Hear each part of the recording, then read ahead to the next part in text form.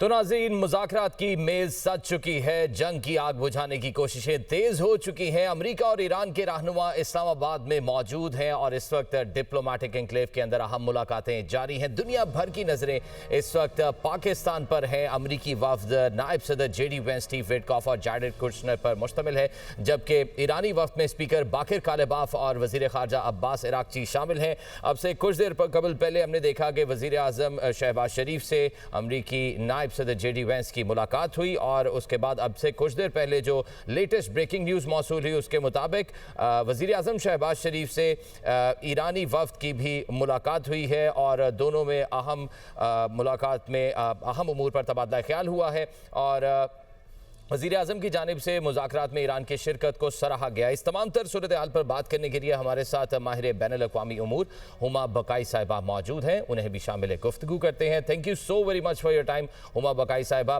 किस तरह से देखती हैं आप इस वक्त इस्लामाबाद को, जबकि इस्लामाबाद इस वक्त पूरी दुनिया के लिए सेंटर ऑफ ग्रेविटी बन चुका है? देखिए जी, इस बात में तो कोई इबाम ही नहीं है कि ये जो सफारतकारी पाकिस्तान ने की है और उसके नतीजे में जो ये नेगोशिएशंस इस वक्त हो रही है इस्लामाबाद में, ये तो तकरीबन समझिए एक ऐसी चीज थी जिसके बारे में खामो ख्याल करना भी मुश्किल था। और एक दफा बीच में हमें थोड़ी सी समझिए नाकामी भी हुई, लेकिन पाकिस्तान ने रेजिलियंस के साथ अपनी काविश कोशिश जारी रखी। तो आज आप ये डायलॉग देखें और जो मुझे खबरें मिल रही हैं वो ये है कि बहुत पॉजिटिव वाइब है और हो सकता है कि शाम को ही हमारे पास इन पॉजिटिव डेवलपमेंट्स की खबरें आने लगे, वरना डेफिनेटली कल तक तो मुझे लगता है कि कोई ब्रेक थ्रू की खबर आ जाएगी। दोनों जो वक्त है उनसे अलग अलग मुलाकातें हुई हैं शहबाज शरीफ साहब की, हर तरफ से एक पॉजिटिव वाइब जो है वो सामने आ रही है। और आपको पता है कि प्रेसिडेंट ट्रंप ने भी तकरीबन अपनी सपोर्ट डाली है इन पीस नेगोशिएशंस के पीछे। उन्होंने इजराइल को रेन इन किया है ताकि वो स्पॉइलर का किरदार ना अदा कर सके। तो मैं समझती हूँ बस ये कोशिश ये करनी है कि इंशाल्लाह जो भी सम्राट निकले वो दूरस्थ हो और नताइज जो हैं वो सही अमन ला सके, यानी देर पा अमन ला सके खित्ते में। लेकिन इस वक्त जो थ्रस्ट है वो बहुत अच्छा है और मैं समझती हूँ ये वन ऑफ भी नहीं है। ऐसा नहीं है कि पाकिस्तान ये करेगा और फिर ये मूवमेंट खत्म हो जाएगा। मेरे ख्याल है इसका रिपल इफेक्ट होगा और पाकिस्तान जो है वो रेलेवेंट स्टेट रहेगा, वो इन नेगोशिएशंस को ऑन ट्रैक रखने में भी किरदार अदा करेगा। और जाहिर है इसकी वजह से पाकिस्तान के कद में, पाकिस्तान के स्टैचर में, पाकिस्तान पे जो भरोसा है इन स्टेट्स का उसमें इजाफा हुआ है। और मेरे ख्याल है कि ये थर्ड टाइम है कि पाकिस्तान ने दुनिया को मदद की है। पहले मिक्सर, आपको पता है चाइना और अमेरिका के बीच में 70s में, फिर अमेरिका का अफगानिस्तान से इंखला जब था उस वक्त तालिबान को नेगोशिएटिंग टेबल पे लाना, और मोर रिसेंटली आपने देखा कि ये तो खैर मेरे ख्याल है हिस्टोरिकल चीज है जो पाकिस्तान ने पुल ऑफ की है। और इस इवेंट के बारे में या इस कॉन्फ्रेंस के बारे में जब भी बात होगी मुझे लगता है पाकिस्तान का नाम जरूर आएगा। यकीनन पाकिस्तान का नाम ज़रूर आएगा। और आपसे बात करके बहुत अच्छा लगा कि जिस तरह से आप कह रही हैं, उम्मीद जाहिर कर रही हैं कि आज शाम ही कुछ अच्छी खबरें आ सकती हैं, नहीं तो मैक्सिमम कल तक कुछ अच्छी खबरें भी आने की उम्मीद है। माहिर बैनुल अक़वामी उमूर हुमा बकाई साहिबा हमारे साथ मौजूद थी। आपके कीमती वक्त का बहुत शुक्रिया। तो नाज़रीन, स्टेज सज चुका है और इस्लामाबाद के डिप्लोमेटिक एनक्लेव के अंदर इस वक्त बहुत अहम मुलाकातें जारी हैं। हमने देखा कि अमरीकी नायब सदर जेडी वेंस से पहले इस्लामी जमहूरिया पाकिस्तान के वज़ीर आज़म शहबाज शरीफ की मुलाकात हुई और अब से कुछ देर पहले जो ताज़ा तरीन हमें इत्तलात मौसूल हुई उनके मुताबिक वज़ीर आज़म शहबाज शरीफ से ईरानी स्पीकर और वज़ीर ख़ारजा की भी मुलाकात हुई है। वज़ीर आज़म ने इस्लामाबाद मुज़ाकरात में ईरान की शिरकत को सराहा है। पाकिस्तान आलमी अमन व इस्तेहकाम के लिए सालसी का किरदार जारी रखेगा। पाकिस्तानी वफ्द की जानिब से नायब वज़ीर आज़म व वज़ीर ख़ारजा मोहम्मद इसहाक डार भी मौजूद थे। हमारे साथ दिफाई तज्ज़ियाकार ब्रिगेडियर रिटायर्ड वकार खान साहब मौजूद हैं, उन्हें शामिल गुफ्तगू करते हैं। वकार साहब, a very warm welcome once again to the transmission. अब से कुछ देर पहले ईरानी वफ्द की भी वज़ीर आज़म शहबाज शरीफ से मुलाकात हो गई है और हुमा बकाई साहिबा से बात हो रही थी। वो कह रही थी कि बहुत पुरुमीद हैं और काफ़ी पॉजिटिव खबरें मिल रही हैं, और वो तो ये कह रही थी कि हो सकता है आज शाम ही कोई अच्छी खबर मिल जाए। आई थिंक डेफिनेटली इसमें स्पेकुलेशन तो चल रही है, लेकिन डेफिनेटली हुमा बकाई साहबा की बड़ी ग्रिप है इंटरनेशनल रिलेशंस पे और डिप्लोमेसी पे, और उनकी असेसमेंट से मैं एग्री करता हूँ। बाकी डेफिनेटली इसमें कुछ डिलेज भी आ सकते हैं, इसके अंदर डिस्कशन भी हो सकते हैं, लेकिन मेयर फैक्ट यानी हाई पावर डेलीगेशन आए, whatever I think it could be offered like US से साफ है। अमेरिकन प्रेसिडेंट इस तरह के डिस्कोर्स में जाते, वाइस प्रेसिडेंट ही इस चीज़ को बेसिकली लीड करते हैं।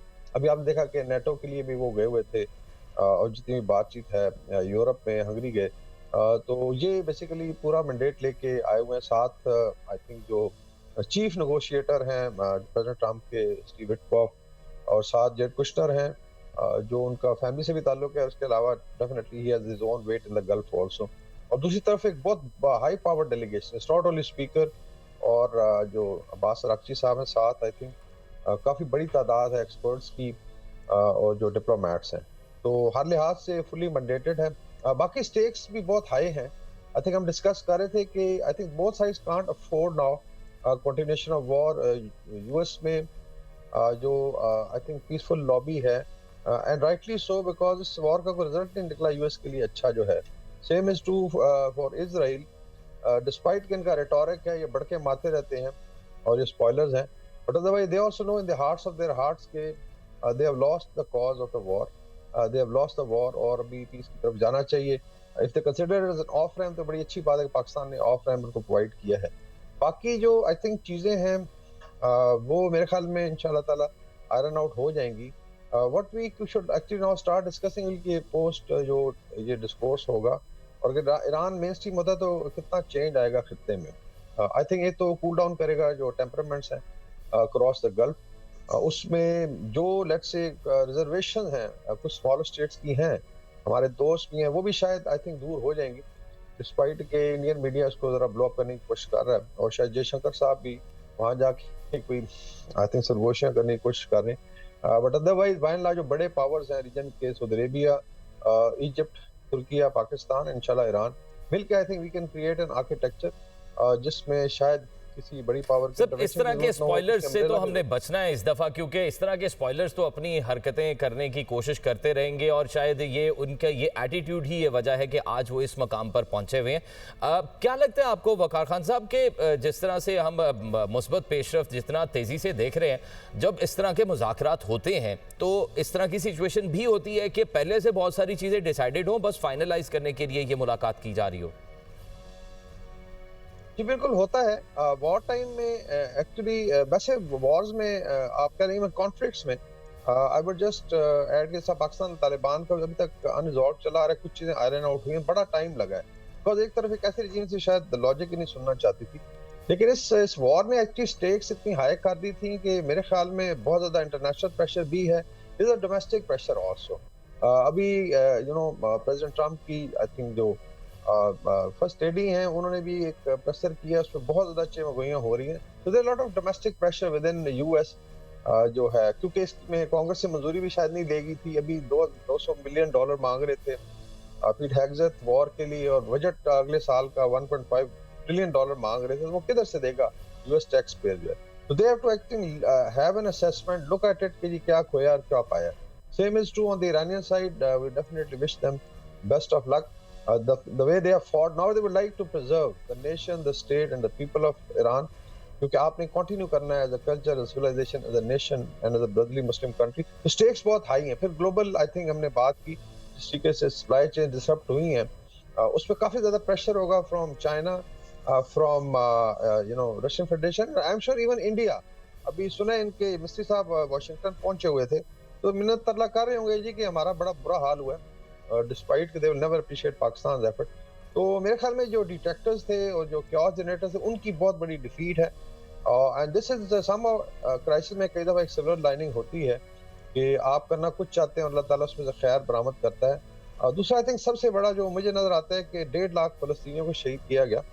और कल भी डिबेट हो रही थी भारतीय मीडिया पे, तो आई हाईलाइटेड कि जी आपने इजराइल की वो ट्वीट के ऊपर जो ख्वाजा साहब के बड़ा एतराज़ हो रहा था, ये कह दी। मैंने कहा चलें उनके तो अल्फाज थे, but what you have done to Gaza, 7 Hiroshima atom bombs के बराबर आपने ऑर्डिनेंस डिलीवर किया इन किलो टन अगर आप मेजर करें, मिसमार करके रख दिया। 1.5 लाख लोग शहीद हुए, शायद 40,000 बॉडीज अभी तक बरिड हैं। तो उनका कोई हिसाब नहीं होना क्या उनका खून इतना सस्ता है। तो ये भी मेरे ख्याल में जो बात हो रही थी कि फ़लस्तीनियों का खून जो है वो भी रंग लाएगा, उनकी भी मुश्किलात ख़त्म होगी। और मेरे ख्याल में अगर इस चीज़ को इहाता किया जाए, वॉर का रिजल्ट जो पॉजिटिव निकल सके, नॉट ओनली ईरान का इनके साथ टसल ख़त्म होगी, ईरान में मेन स्ट्रीम हो जाएगा, बल्कि also there be some I think headway for Palestinian. और जो इस तरह लेबनान में सफ़र कर रहे हैं लोग, ये चीज़ें बंद होनी चाहिए। And I don't know Zionist regime कब तक रहती है। आई कैन फोरसी कि इनका भी डाउनफॉल शुरू होगा। So there's a lot of resentment within Israel. There's a lot of resentment against Zionist lobby in US. ये फर्स्ट टाइम हुआ है यूएस पे भी ये पांसा पलट रहा है। आपने देखा कि फ़लस्तीनी प्रोटेस्ट के दौरान इतना सप्रेस किया स्टूडेंट्स को, यूनिवर्सिटियों को, बिकॉज दे थॉट के पैसे से हर चीज़ हो सकती है। और यही दबाव ख़राब है शायद मोदी साहब का कि लट से अगर गवर्नमेंट के पास पैसा है, अदरवाइज तो वहाँ की जो पता है कि आप सब कुछ कर सकते हैं, ऐसा नहीं है। I think there is some morality in the international system. और दुनिया जो है वो देख रही है, और सोशल मीडिया के दौर में आप इतने लोगों को बेवकूफ़ नहीं बना सकते। सो आई थिंक जो क्योस जनरेटर पावर्स थी, ज़ायनिस्ट कबाल था या नियो कॉन था, उनकी बहुत बड़ी शिकस्त थी।